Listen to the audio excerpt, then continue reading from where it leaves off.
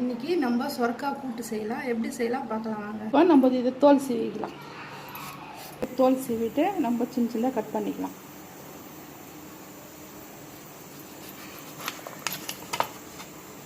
கடலைப்பருப்பு ஒரு 1/2 மணி நேரம் ஊற வச்சுருக்கேன். குக்கரில் போட்டு 2 விசில் எடுத்துக்கலாம்.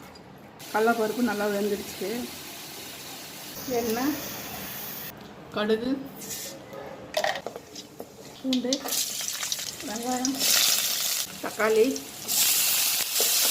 இதுக்குள்ள தக்காளி வச்சுக்கிறேன். சொரக்காய் கட் பண்ணி வச்சுக்கிட்டு சேர்த்துக்கலாம். காயில் பருப்பு போட்டுக்கலாம்.